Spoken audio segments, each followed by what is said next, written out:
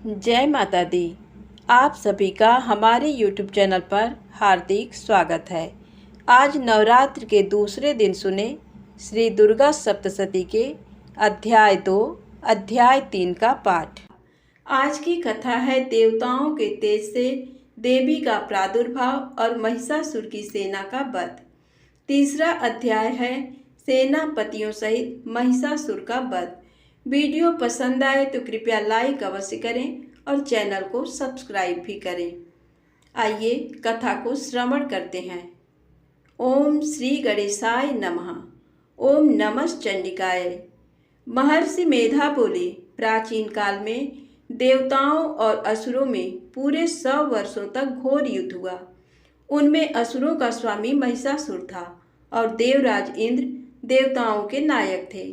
इस युद्ध में देवताओं की सेना परास्त हो गई थी और इस प्रकार संपूर्ण देवताओं को जीत महिषासुर इंद्र बन बैठा था।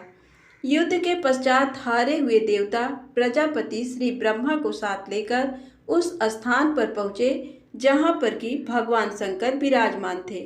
देवताओं ने अपनी हार का सारा वृत्तांत भगवान श्री विष्णु और श्री शंकर जी से कह सुनाया। वह कहने लगे, हे प्रभु, महिषासुर सूर्य, इंद्र, अग्नि, वायु, चंद्रमा, यम, वरुण तथा अन्य देवताओं के सब अधिकार छीनकर सबका अधिष्ठाता स्वयं बन बैठा है। उसने समस्त देवताओं को स्वर्ग से निकाल दिया है। समस्त देवता मनुष्यों की तरह पृथ्वी पर विचर रहे हैं। दैत्यों की सारी करतूत हमने आपको सुना दी है और आपकी शरण में इसलिए आए हैं कि आप उनके वध का कोई उपाय सोचें। देवताओं की बातें सुनकर भगवान श्री विष्णु और शंकर जी दैत्यों पर बड़ा गुस्सा आया। उनकी भौहें तन गईं और आंखें लाल हो गईं। गुस्से में भरे हुए भगवान विष्णु के मुख से बड़ा भारी तेज निकला और उसी प्रकार का तेज भगवान शंकर जी, ब्रह्मा जी और इंद्र आदि दूसरे देवताओं के मुख से प्रकट हुआ। फिर वह सारा तेज एक में मिल गया और तेज का पुंज वह ऐसे दिखता था जैसे कि जाज्वल्यमान पर्वत हो। देवताओं ने देखा कि उस पर्वत की ज्वाला चारों ओर फैली हुई थी और देवताओं के शरीर से प्रकट हुए तेज की किसी अन्य तेज से तुलना नहीं हो सकती थी। एक स्थल पर इकट्ठा होने पर वह तेज एक देवी के रूप में परिवर्तित हो गया और अपने प्रकाश से तीनों लोकों में व्याप्त जान पड़ा। वह भगवान शंकर जी का तेज था। उससे देवी का मुख प्रकट हुआ। यमराज के तेज से उसके सिर के बाल बने। भगवान विष्णु जी के तेज से उसकी भुजाएं बनी।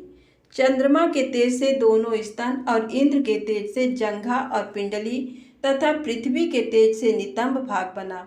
ब्रह्मा के तेज से दोनों चरण और सूर्य के तेज से उसकी उंगलियां पैदा हुई और वसुओं के तेज से हाथों की उंगलियां एवं कुबेर के तेज से नासिका बनी।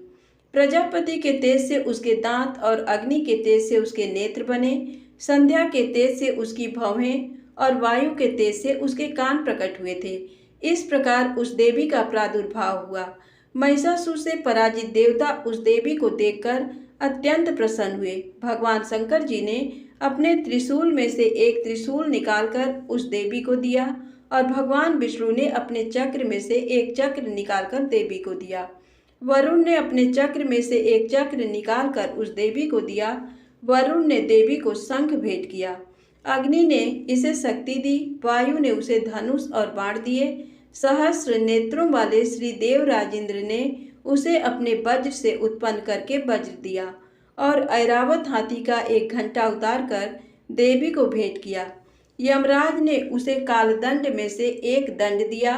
वरुण ने उसे पास दिया। प्रजापति ने स्फटिक की माला दी और ब्रह्मा जी ने उसे कमंडल दिया। सूर्य ने देवी के समस्त रोमों में अपनी किरणों का तेज भर दिया। काल ने उसे चमकती हुई ढाल और तलवार दी तथा उज्ज्वल हार और दिव्य वस्त्र उसे भेंट किए और इनके साथ ही उसने दिव्य चूड़ामणि दी। 2 कुंडल, कंकड़, उज्ज्वल अर्धचंद्र, बाहों के लिए बाजूबंद, चरणों के लिए नुपुर, गले के लिए सुंदर हंसली और अंगुलियों के लिए रत्नों की बनी हुई अंगूठियां उसे दी। विश्वकर्मा ने उनको फरसा दिया और उसके साथ ही कई प्रकार के अस्त्र और अभेद कवच दिए और इसके अतिरिक्त उसने उसे कभी न कुम्हलाने वाले सुंदर कमलों की मालाएं भेंट की। समुद्र ने सुंदर कमल का फूल भेंट किया। हिमालय ने सवारी के लिए सिंह और तरह तरह के रत्न देवी को भेंट किए। यक्षराज कुमेर ने मधु से भरा हुआ पात्र और शेषनाग ने उन्हें बहुमूल्य मणियों से विभूषित नागहार भेंट किया। इसी तरह दूसरे देवताओं ने भी उसे आभूषण और अस्त्र देकर उसका सम्मान किया। इसके पश्चात देवी ने उच्च स्वर से गर्जना की। उसके इस भयंकर नाद से आकाश गूंज उठा। देवी का वह उच्च स्वर से किया हुआ सिंहनाद समा न सका। आकाश उनके सामने छोटा प्रतीत होने लगा। उससे बड़े जोर की प्रतिध्वनि हुई, जिससे समस्त विश्व में हलचल मच गई और समुद्र कांप उठे, पृथ्वी डोलने लगी और सबके सब पर्वत हिलने लगे। देवताओं ने उस समय प्रसन्न हो सिंह वाहिनी जगतमयी देवी से कहा, देवी तुम्हारी जय हो। इसके साथ महर्षि ने भक्तिभाव से विनम्र होकर उनकी स्तुति की। संपूर्ण त्रिलोकी को शोक मग्न देखकर दैत्यगण अपनी सेनाओं को साथ लेकर और हथियार आदि सजाकर उठ खड़े हुए। महिषासुर के क्रोध की कोई सीमा नहीं थी। उसने क्रोध में भरकर कहा, ये सब क्या उत्पात है। फिर वह अपनी सेना के साथ उस ओर दौड़ा जिस ओर से भयंकर नाद का शब्द सुनाई दिया था, और आगे पहुंचकर उसने देवी को देखा, जो कि अपनी प्रभा से तीनों लोगों को प्रकाशित कर रही थी। उसके चरणों के भार से पृथ्वी दबी जा रही थी। माथे के मुकुट से आकाश में एक रेखा सी बन रही थी और उसके धनुष की टंकार से सब लोग क्षुब्ध हो रहे थे। देवी अपनी सहस्त्रों भुजाओं को संपूर्ण दिशाओं में फैलाए खड़ी थी। इसके पश्चात उनका दैत्यों के साथ युद्ध छिड़ गया और कई प्रकार के अस्त्र शस्त्रों से सबकी सब दिशाएं उद्भासित होने लगीं। महिषासुर की सेना का सेनापति चिक्षुर नामक एक महान असुर था। वह आगे बढ़कर देवी के साथ युद्ध करने लगा और दूसरे दैत्यों की चतुरंगड़ी सेना को साथ लेकर चामर भी लड़ने लगा और 60,000 महारथियों को साथ लेकर उदग्र नामक महादैत्य आकर युद्ध करने लगा। और महाहनु नामक असुर 1 करोड़ रथियों को साथ लेकर, असिलोमा नामक असुर 5 करोड़ सैनिकों को साथ लेकर युद्ध करने लगा। वास्कल नामक असुर 60 लाख असुरों के साथ युद्ध में आ डटा। बिडाल नामक असुर 1 करोड़ रथियों सहित लड़ने को तैयार था।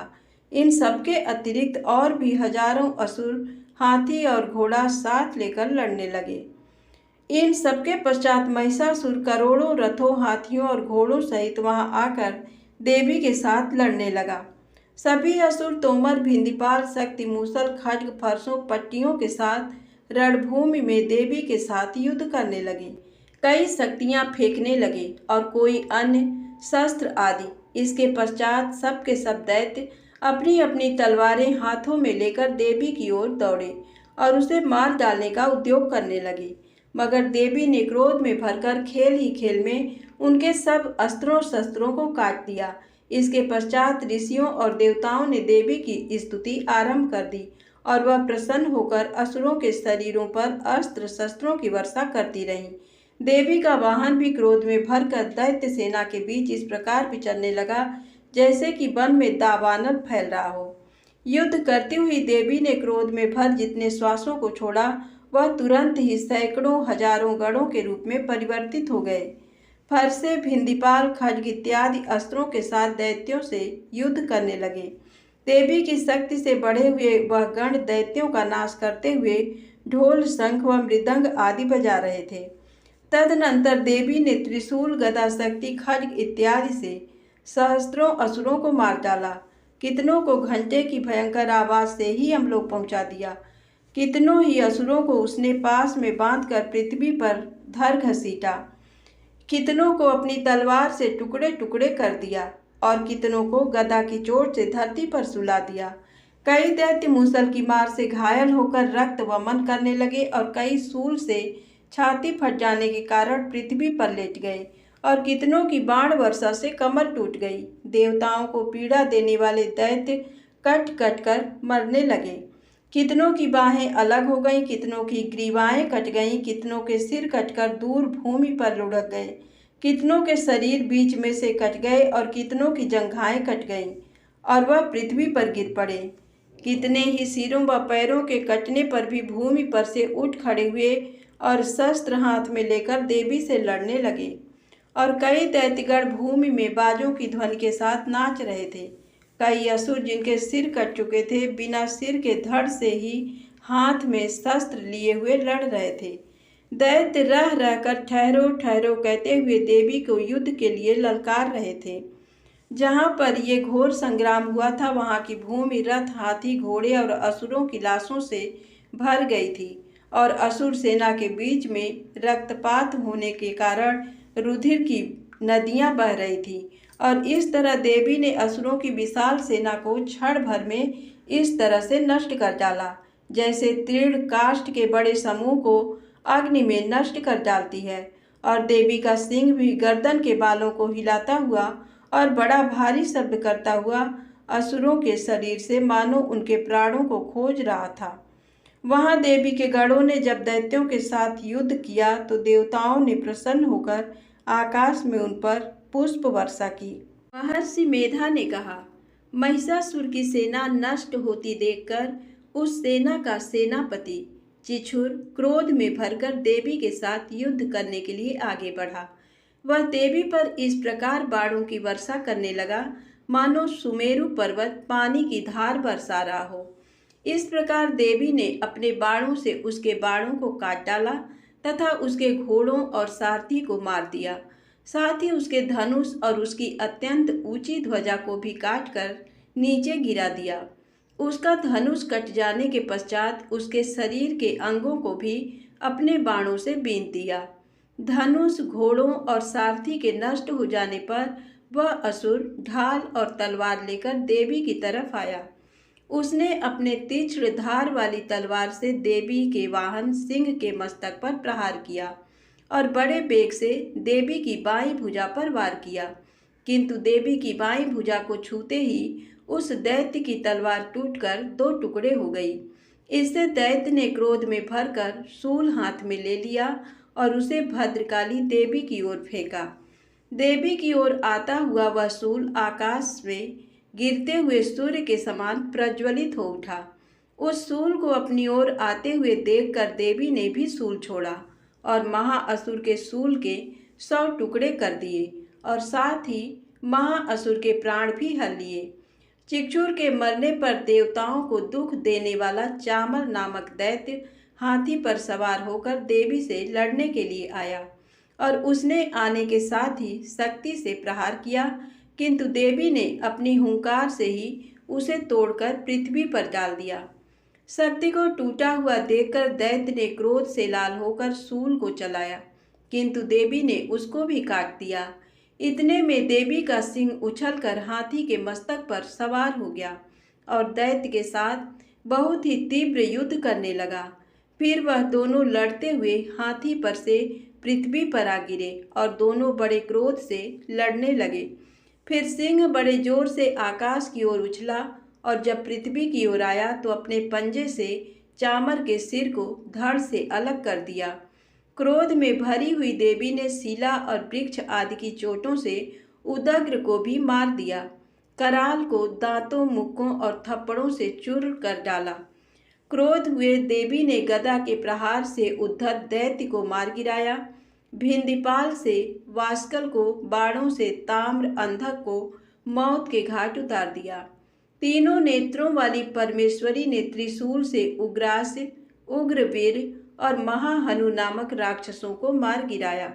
उसने अपनी तलवार से बिडाल नामक दैत्य का सिर काट डाला तथा अपने बाणों से दुर्धर और दुमुख राक्षसों को यमलोक को पहुंचा दिया।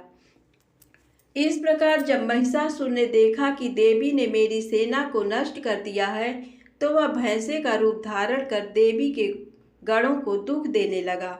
उन गणों में कितनों को उसने मुख के प्रहार से, कितनों को खुरों से, कितनों को पूंछ से, कितनों को सींगों से, बहुतों को दौड़ने के बेग से, अनेकों को सिंहनाद से, कितनों को चक्कर देकर और कितनों को श्वास वायु के झोंकों से पृथ्वी पर गिरा दिया। वह दैत्य इस प्रकार गणों की सेना को गिराकर देवी के सिंह को मारने के लिए दौड़ा। इस पर देवी को बड़ा गुस्सा आया। उधर दैत्य भी क्रोध में भरकर धरती को खुरों से खोदने लगा तथा सींगों से पर्वतों को उखाड़ उखाड़ कर धरती पर फेंकने लगा और मुख से शब्द करने लगा। महिषासुर के वेग से चक्कर देने के कारण पृथ्वी क्षुब्ध होकर फटने लगी। उसकी पूंछ से टकराकर समुद्र चारों ओर फैलने लगा। हिलते हुए सींगों के आघात से मेघ खंड खंड हो गए और श्वास से आकाश में उड़ते हुए पर्वत फटने लगे। इस तरह क्रोध में भरे राक्षस को देख चंडिका को भी क्रोध आ गया और वह उसके मारने के लिए क्रोध में भर गईं। देवी ने पास फेंक कर दैत्य को बांध लिया और उसने बंध जाने पर दैत्य का रूप त्याग दिया और सिंह का रूप बना लिया। और ज्यों ही देवी उसका सिर काटने के लिए तैयार हुई कि उसने पुरुष का रूप बना लिया, जो कि हाथ में तलवार लिए हुए था। देवी ने तुरंत ही अपने बाणों के साथ उस पुरुष को उसकी तलवार ढाल सहित बींध डाला। इसके पश्चात वह हाथी के रूप में दिखाई देने लगा और अपने लंबी सूंड से देवी के वाहन सिंह को खींचने लगा और गर्जने लगा।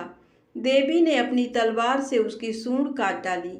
तब राक्षस ने एक बार फिर भैंसे का रूप धारण कर लिया और पहले की तरह चर अचर जीवों सहित समस्त त्रिलोकी को व्याकुल करने लगा। इसके पश्चात क्रोध में भरी हुई देवी बारंबार उत्तम मधु का पान करने लगी और लाल लाल नेत्र करके हंसने लगी। उधर बलवीर तथा मद से क्रोध हुआ दैत्य भी गरजने लगा। अपने सींगों से देवी पर पर्वतों को फेंकने लगा। देवी अपने बाणों से उसके फेंके हुए पर्वतों को चूर्ण करती हुई बोली, ओ मूढ़, जब तक मैं मधुपान कर रही हूँ तब तक तू गर्ज ले, और इसके पश्चात मेरे हाथों तेरी मृत्यु हो जाने पर देवता गरजेंगे। महर्षि मेधा ने कहा। यूं कहकर देवी उछलकर उस दैत्य पर जा चढ़ी और उसको अपने पैर से दबाकर शूल से उसके गले पर आघात किया। देवी के पैर से दबने पर भी दैत्य अपने दूसरे रूप से अपने मुख से बाहर होने लगा। अभी वह आधा ही बाहर निकला था कि देवी ने तलवार से उसका सिर काट डाला। इसके पश्चात सारी राक्षस सेना हाहाकार करती हुई वहां से भाग खड़ी हुई और सब देवता अत्यंत प्रसन्न हुए तथा ऋषियों महाऋषियों सहित देवी की स्तुति करने लगे। गंधर्वराज गान करने तथा अप्सराएं नृत्य करने लगीं। धन्यवाद। प्रेम से बोले माता रानी की जय हो। वीडियो पसंद आए तो कृपया चैनल को लाइक सब्सक्राइब अवश्य करें। कमेंट्स में जय माता दी अवश्य लिखें।